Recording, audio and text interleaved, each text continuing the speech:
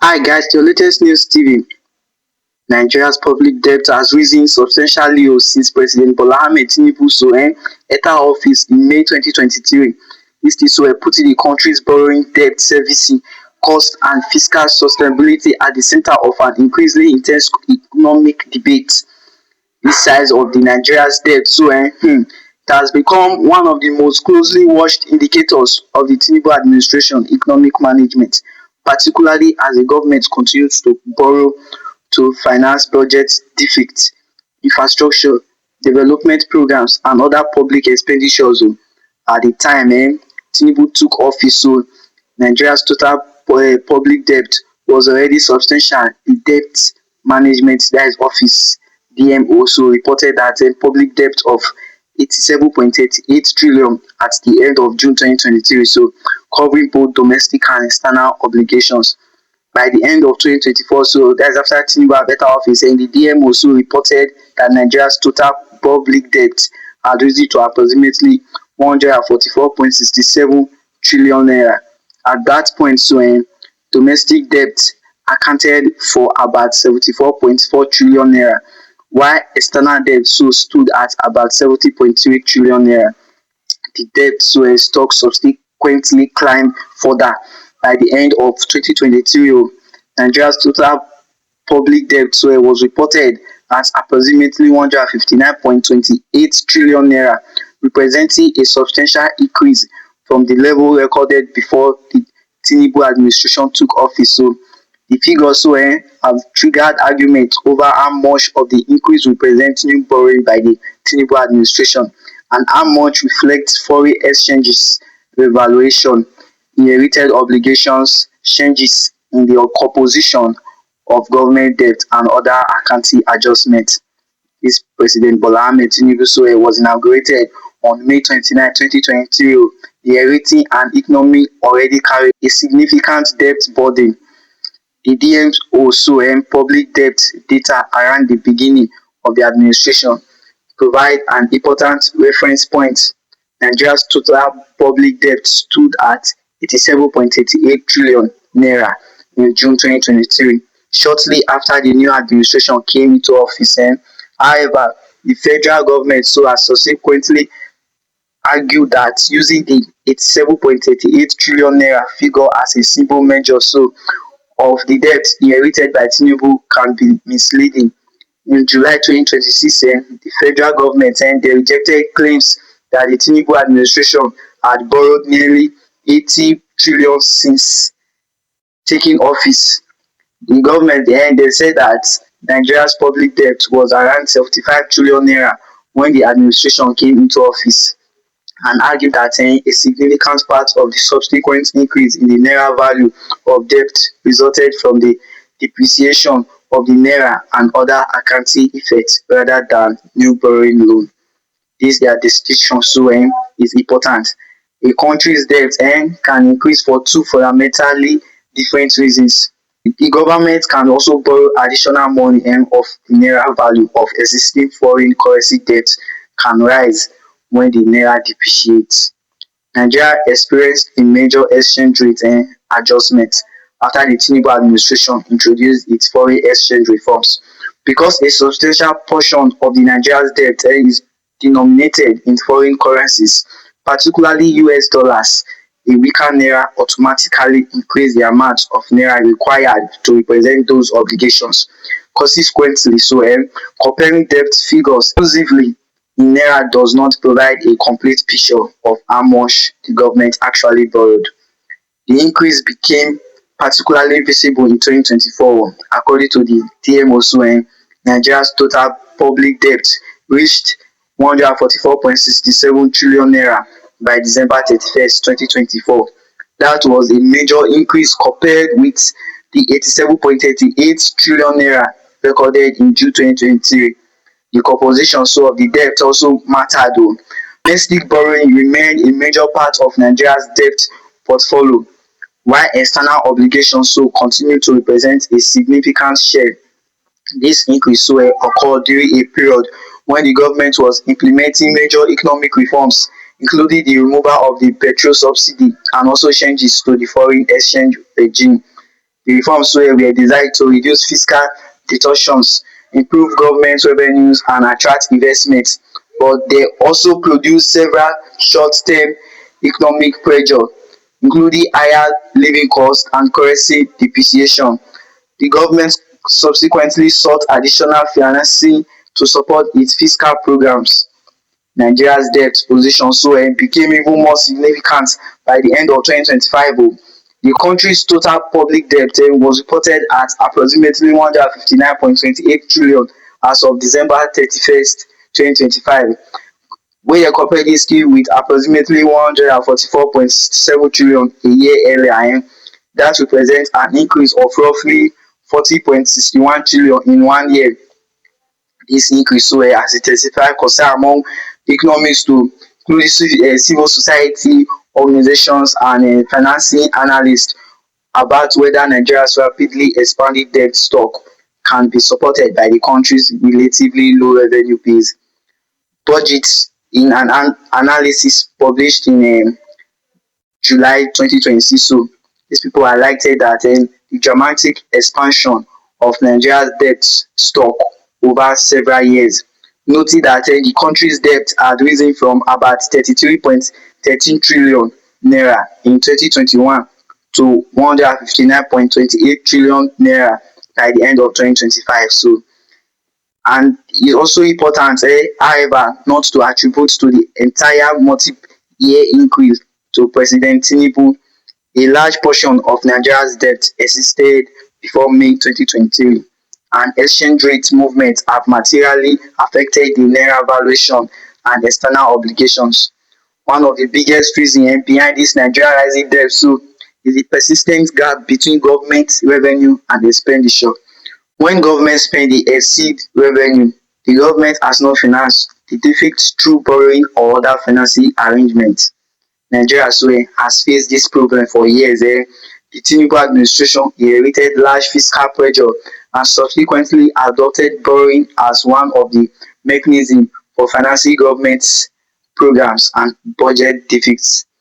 The government made also a term fiscal framework for 2026 projected a federal budget of approximately 54.5 trillion naira with projected revenue of about 34.33 trillion naira. That left a projected deficit of around 20.1 trillion naira. The size of this their deficit illustrates the fundamental problem. Even when the government increased its spending on infrastructure, security, social programs and other priorities, its internally generated revenues may not be sufficient to finance the entire program. Borrowing therefore becomes necessary, but borrowing is not free. Every new loan creates future repayment obligations, while interest payments consume government resources that could otherwise be used for infrastructure, education, healthcare, go as far as security and social programs. For many people, this most worrying part of Nigeria's debt situation. It's not necessarily the absolute amount of debt, but the cost of servicing it. Debt servicing, if you want to define it, it refers to the payment of interest and, where applicable, principal on government debt. Nigeria's debt servicing burden has become particularly serious because government revenue remains relatively low compared with the country's economic size and population. In May 2026, President Tinubu himself highlighted that the pressure created by debt cost, saying Nigeria was projected to spend approximately $11.6 billion on debt servicing in 2026, compared with about $5.15 billion in 2026. Reuters reported that this their projected 2026 debt servicing would consume nearly half of government revenue. This means that increasing debt can create a cycle in which a significant portion of government revenue is committed to existing obligations rather than new development projects. Another important part of this story is the exchange rate. If you compare the exchange rate between naira and dollar, Nigeria's external debt is largely denominated in foreign currencies. When the naira loses value against the US dollar and other currencies, the naira equivalent of that debt increase if the dollar amount of the loan remains unchanged. For example now, if Nigeria owes $1 billion, the dollar debt remains 1 billion, whether the exchange rate is 500 naira to the dollar or 1,500 naira to the dollar. So imagine now, but this naira's value of the obligation changes dramatically. So at 500 naira per dollar, $1 billion would equal 500 billion naira. That is at 1,500 naira per dollar, the same of 1 billion so would equal 1.5 trillion naira. See the big difference now. This is why the federal government has argued that simply subtracting the debt stock at the beginning of the Tinubu administration from the current naira debt stock so can exaggerate the amount of new borrowing undertaken by the government. This exchange rate so explanation does not mean that Nigeria did not incur additional debt during the Tinubu administration. The government budget have continued to contain borrowing requirements, and the administration has sought legislative approval for additional borrowing. Around May 2025, so President Tinubu requested National Assembly approval for a new borrowing program involving $21.5 billion and 2.19 billion euro and also 15 billion yen alongside 65 million euro grants under the government's 2025 to 2026 financing framework. If approved and drawn down, such borrowing would increase Nigeria's obligations. Therefore, the accurate picture is more complicated than either extreme claim. It will be misleading to say that every naira added to the public debt stock represents money newly borrowed by Tinubu. It would also be misleading to claim that the Tinubu administration debt increase is entirely the result of exchange rate changes. Both new borrowing and currency revaluation are important parts of the explanation. Nigeria's external debt has also attracted attention, not only just looking at this part now. This external debt is debt owed to foreign governments or including international institutions, international banks and other foreign creditors. Nigeria's external debt stood at approximately $51.9 billion at the end of 2025, according to the data reported from the country's debt statistics. This International Monetary Fund has projected further increase in Nigeria public external debt, with external debt expected to rise from approximately $51.9 billion in 2025 to $66.5 billion in 2026 and also $72.6 billion in 2027 under its projection. This is their projection so is significantly because foreign currency so their debt exposes Nigeria to exchange rate risk. If the naira weakens substantially, the government's local currency burden associated with dollar denominated debt becomes larger. The Nigerian government argues that borrowing should not automatically be interpreted as economic failure. That governments around the world borrow the finances infrastructure, public investment and also temporary fiscal gaps. The important question is whether borrowed funds are invested productively enough to generate economic growth and future government revenue. Under this Tinubu administration, government spending and borrowing have been linked to areas such as infrastructure, transportation, security, energy, social intervention programs and economic reforms. This Tinubu government has also sought financing from multilateral institutions to support economic reforms. For example, now Nigeria secured a $2.25 billion World Banking financing package in support of reforms initiated under Tinubu, with funds targeted partially as cushioning the social impact of economic reforms and also supporting fiscal and structural changes. This is administration argument is that borrowing can be justified when it supports projects and reforms capable of increasing productivity, not only productivity. If this thing can increase employment, investment, and also government revenue. But borrowing so becomes dangerous and when debt grows faster than government revenue and when a large percentage of public income is devoted to servicing previous loan. Nigeria, as people know the country we are now, and we know if there's any increase in productivity in our country, and let's not go to employment aspects now. Productivity aspects, how many refineries is working in Nigeria now? From this their perspective, Nigeria's problem is not simply that it has debt to study this way like this now.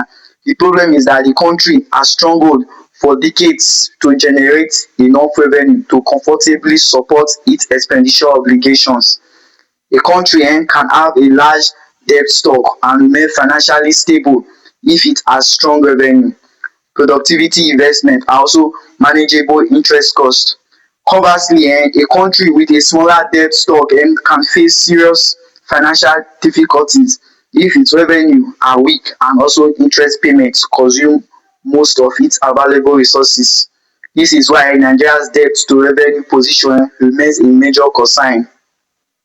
Dis Tinubu debate so cannot be separated from Tinubu broader economic reforms program. His administration removed the petrol subsidy shortly after taking office and moved towards a more market-oriented foreign exchange system. These policies were intended to reduce government expenditure, also improve fiscal sustainability and address structural weakness. However, dis Tinubu reforms also contributed to significant short-term economic pain. The naira depreciates sharply, inflation increase and households face higher transportation and also food cost. Dis Tinubu government subsequently argue dat the reforms were necessary to prevent deeper fiscal problem and create the condition for long-term growth. Dis debt question therefore present a complicated economic test for the administration. If borrowing is used to finance productive investment and the economy grows strongly, the debt may become easier to pay. It will not stress anything at all. If borrowing so mainly finances current expenditure without generating sufficient economic returns, the burden could become more difficult for future governments to handle. Dis debt, so for instance now, if they ask dem to calculate dis debt per Nigerian, if you divide the total public debt by the population of Nigeria, with Nigeria's debt stock so running into hundreds of trillion of naira and a population exceeding 200 million, the resulting figure can be hundreds of thousands of naira per person. Imagine dat kain case. However, such calculation so should be treated carefully. Nigeria's public debt is not a personal bill sent individual to every Nigerian. The government so is responsible for the obligations and repayment ultimately comes from government revenues, taxes, oil and gas customs revenue, dividend and other public incomes. Nevertheless, dis calculation so helps illustrate the scale of the country financial obligations. If Nigeria debt so continues increasing rapidly without a corresponding improvement in revenue and also economic productivity, several risks could become more pronounced. More borrowing can result in higher interest payments and dis could reduce the amount available for infrastructure, education, healthcare and other social programs. A large debt service bill can leave government with less fiscal space to respond to emergency or economic shocks, while a weaker naira so can also increase the local currency value of foreign debt. If investors so perceive Nigeria as increasing risky, dey demand higher interest rates before leading to the government. Heavily government borrowing from domestic financial market can also po ten tially compete with private businesses for available credit.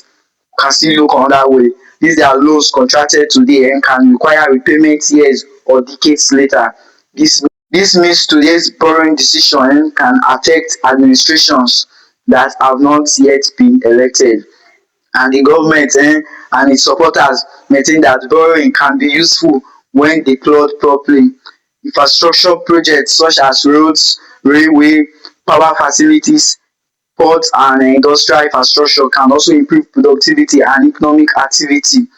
If a borrowed 1 trillion naira produces economic benefit worth considerable more than the cost of financing, it may contribute positively to long-term development. The major problem is not just borrowing itself. The real issue here is that is what the money is borrowed for, how much it costs, how efficiently it is spent, and whether it produces sufficient economic returns. Nigeria's long-term debt challenges ultimately comes back to revenue. The country has historically depended heavily on oil revenue while having a relatively weak tax to GDP ratio compared with many other economies. The Tinubu administration has therefore pushed tax reforms designed to broaden the tax base, also improve collection and modernize the revenue system. If those reforms succeed, government revenue could increase and make the debt burden easier to manage. If they fail to generate sufficient additional revenue, the government could remain trapped between large spending demands and also limited fiscal resources. This statement that Tinubu has borrowed more than every previous administration, or that Tinubu alone created Nigeria's current debt burden, requires careful qualification. Nigeria they entered Tinubu era with a large debt stock. The DMO recorded total public debt at 87.88 trillion in June 2023, shortly after Tinubu assumed office. The figure subsequently rose to approximately 144.67 trillion naira by December 2024 and approximately 159.28 trillion naira by December 2025. Therefore, there was unquestionable being a substantial increase in the naira value of Nigeria's public debt during Tinubu's presidency. But the increase cannot automatically be interpreted as the amount of money newly borrowed. Currency depreciation has played a major role in increasing the naira value of foreign currency obligations, while new borrowing has also contributed to the rising debt stock. So there are two things involved. The federal government has specifically rejected the claim that the administration borrowed nearly 80 trillion since taking office, arguing that such calculations fail to distinguish new borrowing from exchange rates and accounting effects. The most important question for Nigeria is no longer simply whether public debt is rising. The bigger question needed like this now is government revenue rising fast enough to support the debt? That is one. Are borrowed funds being invested to productive projects? Two, is debt servicing becoming more expensive than the benefit generated by the new borrowing? That is three. Then can Nigeria also reduce its dependency on foreign currency borrowing? I've made 4 points now. Then the fifth one, will the country's economic growth eventually outpace the growth of its debts? That is the five one. This question will determine whether the current borrowing strategy becomes a foundation for economic expansion or a heavier burden for future generations. Thanks for listening. Don't forget to always stay updated by subscribing, liking, ringing the notification bell, and sharing.